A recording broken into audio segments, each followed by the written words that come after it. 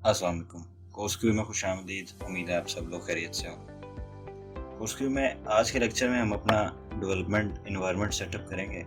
Development environment setup करने के लिए सबसे पहले हम नोड जेएस को इंस्टॉल करेंगे। नोड जेएस को इंस्टॉल करने के लिए लिंक उसका मैं आपको दे दूँगा डिस्क्रिप्शन में। Just go to node JS site and install.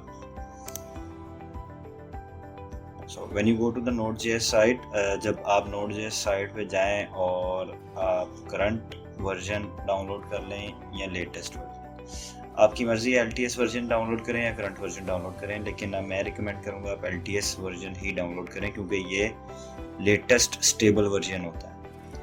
Okay, Node.js download करने के बाद आपने इसे इंस्टॉल कर लेना है। उसके अलावा हमने विजुअल स्टूडियो कोड डाउनलोड करना है। Just go to Visual Studio Code site and download it. Visual Studio Code की साइट पे जाके आपने इसे डाउनलोड कर लेना है। मैं विंडोज़ यूज़र हूँ तो मैं विंडोज़ के लिए डाउनलोड करूँगा, और आप अगर OS पे हैं, लिनक्स पे हैं, तो आप वो वाले वर्जन्स डाउनलोड करेंगे। या ऑटोमेटिकली स्टेबल वर्जन जो होगा वो उसे ही डाउनलोड करवा देगा ऑटोमेटिकली। आपने इसको डाउनलोड करने के बाद MongoDB की साइट पे जाने के बाद आपने इसका भी लेटेस्ट वर्जन ही डाउनलोड करना है। So just type MongoDB Compass.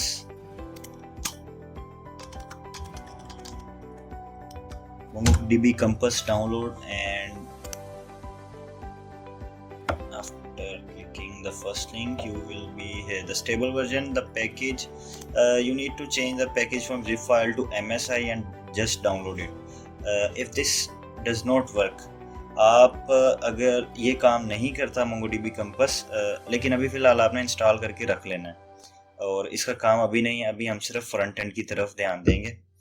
जैसे ही हम ऐप को डिज़ाइन करना शुरू करेंगे, सेटअप करना शुरू करेंगे, सबसे पहले हम प्लान करेंगे ऐप के हम बना क्या रहे हैं, उसके बाद हम सारा काम सेटअप करेंगे। तो MongoDB अभी के लिए चाहे आप डाउनलोड ना भी करें तो चलेगा।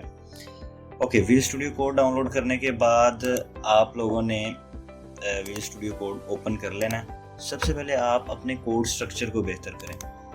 मतलब कोड स्ट्रक्चर क्या चीज़ है कि आप किस चीज़ को किस तरह स्ट्रक्चर कर रहे हैं, मतलब किस चीज़ को किस तरह बना रहे हैं। सो जितना आप इजीली एक्सेसिबल रखेंगे अपने लिए, उतनी ही आसानी आपके लिए पैदा होगी। तो मैं एक नया फोल्डर बना लेता हूँ और फोल्डर का नाम रख देता हूँ कुछ भी, suppose our first react app,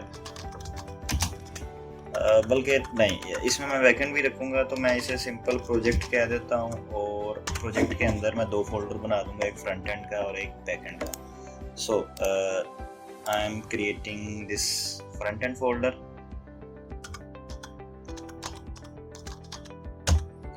okay, go to front end folder बनाने के बाद अभी हम सिर्फ फ्रंट एंड पे काम करेंगे।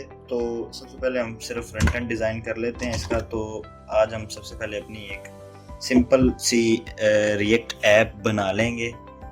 सिंपल सी रिएक्ट ऐप मतलब one page site, simple create react app को यूज़ करते हुए जस्ट टाइप CMD और आपका कमांड प्रॉम्प्ट खुल जाएगा। और Node.js आपका वैसे भी काम कर रहा है ऑलरेडी। जैसे ही आप इंस्टॉल करेंगे तो Node.js आपका काम करना चाहिए। तो Node.js काम कर रहा होगा तो इसका मतलब आप कोई भी कभी भी रिएक्ट ऐप नहीं बना सकते हैं। सो रिएक्ट ऐप बनाने से पहले नोड वर्जन चेक कर लें। आपके पास नोड का वर्जन कौन सा है। Okay, this command does not work. Okay, मेरे पास नोड का वर्जन है 14। आप भी जो करंट लेटेस्ट वर्जन आपके पास जो भी मौजूद होगा आप वो वाला डाउनलोड कर लेंगे। सो ये वर्जन मेरे पास नोड का ये मौजूद है। तो मैं एक नई रिएक्ट ऐप बनाऊंगा। उसके लिए हम कमांड टाइप करते हैं npx create react app, और npx जो है वो नोड पैकेज एग्जीक्यूटर है और npm जो है वो नोड पैकेज मैनेजर है। ये बात याद रखनी है आप लोगों ने। नोड पैकेज एग्जीक्यूटर कोई किसी भी पैकेज को एग्जीक्यूट करता है। npx क्रिएट रिएक्ट ऐप आपको एक रिएक्ट की बॉयलर प्लेट ऐप बना के दे देता है। आप उसमें एडिटिंग करके और उसे इस्तेमाल कर सकते हो। सो npx क्रिएट रिएक्ट ऐप के बाद हम अपनी ऐप का नाम डिफाइन करेंगे। और ऐप का नाम मैं अभी कह देता हूँ, कुछ भी नहीं तो सिर्फ फ्रंट एंड कह देता हूँ। ओके, फ्रंट एंड ऐप का नाम मैं रख देता हूँ और जस्ट हिट एंटर। ओके, जितनी देर हमारी ऐप इंस्टॉल हो रही है हम उतनी देर विजुअल स्टूडियो कोड को ओपन कर लेते हैं और देख लेते हैं ज़रा आपने विजुअल स्टूडियो कोड में किस तरह से सेटअप करना सारा कुछ। So I am just opening it in the Visual Studio Code. Here just open CMD and then open it in VS Code। So किसी भी टर्मिनल से आपने अगर VS Studio Code में जाना हो तो आप उस करंट वर्किंग डायरेक्टरी में जाएं। सपोज मैं अब प्रोजेक्ट के फोल्डर में हूँ तो मैं उस प्रोजेक्ट के फोल्डर को ओपन करना चाह रहा हूँ Visual Studio Code में, तो मैं जस्ट उस में जाके कमांड लिखूँगा code space dot, hit enter किया और उसके बाद वो मुझे विजुअल स्टूडियो कोड में ओपन कर देगा उस स्पेसिफिक फोल्डर को। सो विजुअल स्टूडियो कोड में आप लोगों ने वही एक्सटेंशंस डाउनलोड कर लेनी है जो मैंने की हुई हैं। इन केस ऐसा ना लगे आपको कि थोड़ा सा भी फ़र्क आ रहा है मेरे कोड में और आपके कोड में तो खैर कोई फ़र्क नहीं आएगा, लेकिन कुछ विजुअल चीज़ों में फ़र्क आ सकता है। सो विजुअल स्टूडियो कोड हमारे पास एक सिंपल सा उसका बहुत ही इजी वे है विजुअल स्टूडियो यूज़ करने का। विजुअल स्टूडियो कोड बहुत प्रोफेशनल यूज़ होता है। सो विजुअल स्टूडियो कोड में जाने के बाद आप ये वेलकम स्क्रीन को बंद कर सकते हैं और यहाँ पे आपके पास होती हैं एक्सटेंशंस। सो आप नई एक्सटेंशंस डाउनलोड कर सकते हैं, जो मैंने इंस्टॉल की हुई हैं आप वो वाली एक्सटेंशंस भी इंस्टॉल कर सकते हैं। So first install this extension bracket pair colorizer. अब ये एक्सटेंशन क्या करती है कि ये आपकी जो ब्रैकेट्स होती हैं उनके कलर्स को मैच करवा देती है। सपोज इसमें आप ब्रैकेट्स को हैंडल इजीली कर सकते हैं। उसके बाद आपके पास एक और है इंडेंट रेनबो। ये आपकी इंडेंटेशन को कलर दे देती है। इंडेंट रेनबो के बाद आपने कर लेना material icon theme with from Philipp Kief. Material icon theme आपने यूज़ करना है और ये आपको प्रोजेक्ट के फोल्डर मतलब सिर्फ विजुअल्स, अच्छे विजुअल्स देने के लिए। जितना आप अपने आप को ईजी रखेंगे उतना ही आप अच्छा कोड कर सकेंगे। उसके बाद आपने कर लेना प्रीटियर, जो सबसे मशहूर एक्सटेंशन है विजुअल स्टूडियो कोड की, और प्रीटियर आपने लाजमी करना है। ये कोड को फॉर्मेट करने के लिए होता है और आपका जितना कोड फॉर्मेट होगा उतना ही रीडेबल होगा आपके लिए भी और किसी और बंदे के लिए। हमारी ऐप क्रिएट हो चुकी है। जस्ट हमने सिर्फ एक ही कमांड रन की थी अभी, create npx create react app। So only this command will create your React app. So अब इस कमांड के बाद आपको क्या करना है, आपको सिर्फ अपने उस सोर्स फोल्डर में जाना है और उसे रन करना है। सो मैं ऑलरेडी अपने उस सोर्स फोल्डर में तो नहीं हूँ, खैर तो हम चले जाते हैं। हमारी जो ऐप क्रिएट हुई थी वो फ्रंट एंड वाले फोल्डर में हुई। सो ये हमारा वो फोल्डर है। तो कोड स्ट्रक्चर कुछ समझ लेते हैं कि हम लोग कोड स्ट्रक्चर क्या रख रहे हैं। मैं इसे विजुअल स्टूडियो कोड में खोल लेता हूँ। Okay, this is our front end app. तो अब इसमें क्या है, नोड मॉड्यूल्स आपके वो मॉड्यूल्स हैं जिसका आपके साथ अभी फ़िलहाल कोई ताल्लुक नहीं और होगा भी नहीं। ये एक ऐसी चीज़ है जो आपकी ऐप को रन करने के लिए जिन चीज़ों की ज़रूरत होती है वो इसमें मौजूद होती है। सो पब्लिक फ़ोल्डर ऐसा फ़ोल्डर है जो कहीं पे भी एक्सेस हो सकता है, पब्लिक फ़ोल्डर।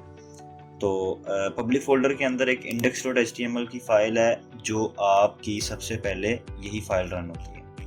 लेकिन हम index.html में अपना कोड नहीं करते और पब्लिक फ़ाइल के साथ हमारा कोई ख़ास ताल्लुक भी नहीं रहता। हम इसमें से सिर्फ अपना टाइटल चेंज कर सकते हैं और लोगो वगैरह चेंज कर सकते हैं। सो पब्लिक फ़ोल्डर के साथ अपना इतना कोई ताल्लुक नहीं होगा। package.json आपके ऐप के बारे में सारा कुछ डिटेल्स होंगी, इसको भी अभी छोड़ दें। सोर्स फोल्डर में आपके पास app.css है और app.js है, ये टेस्ट फाइल है और यूनिट टेस्टिंग जेस्ट है, इसको भी छोड़ दें अभी। ओके, सो सबसे पहले हमारी इस सोर्स फोल्डर में index.js फाइल चलती है। सबसे पहले index.js के बाद आपकी index.js में जो कॉल होती है वो ऐप कॉल होती है। ये ऐप जो है वो app.js ये वाली। अब आपका सारा जो कंपोनेंट, दिस फंक्शनल कंपोनेंट, आपकी जितनी भी ऐप है वो जितना भी कोड है इस कंपोनेंट के अंदर होगा। सो आपने अपनी ऐप को रन किस तरह से करना है और इसमें चेंजेस करके देखते हैं। आज स्टार्ट करते हैं, इंशाल्लाह आगे भी बढ़ेंगे। टर्मिनल आपने ओपन कर लेना है और आप पावरशेल टर्मिनल भी यूज़ कर सकते हैं और कोई भी टर्मिनल यूज़ कर सकते हैं। तो आपने जस्ट टाइप करना है npm start टाइप करने के बाद आपने एंटर दबाना है और आपकी ये जो स्क्रिप्ट आपने लिखी है ये रन होना स्टार्ट हो जाएगी। और जैसे ये रन होगी ये आपके ब्राउज़र में ओपन हो जाएगी आपकी ऐप जो आपने बनाई है। हमारी ऐप रन हो चुकी है और ये रन हो रही है 3000 पोर्ट पे, लोकल होस्ट 3000 पोर्ट, और इसका हेडर है रिएक्ट ऐप टाइटल जो है, और ये हमारा app.js कॉल हो रहा है। मैं इसमें थोड़े बहुत चेंज करके आपको चेंज करके लाइव दिखा देता हूँ कि इसमें किस तरह से चेंजिंग हो रही हैं। ये लिखा आ रहा है लर्न रिएक्ट। अगर मैं इसको चेंज करूँ और यहाँ नाम चेंज करके कर देता हूँ कोर्स व्यू, और मेरे कीबोर्ड का साउंड थोड़ा ज़्यादा है तो शायद आप थोड़ा सा मसला हो इसमें, तो ये उसी वक्त फ़ौरन रन टाइम पे चेंज कर देगा। आज के लिए बस इतना ही। आज हमने अपनी पहली रिएक्ट ऐप बनाई है और उसमें रिएक्ट ऐप को थोड़ा समझा है।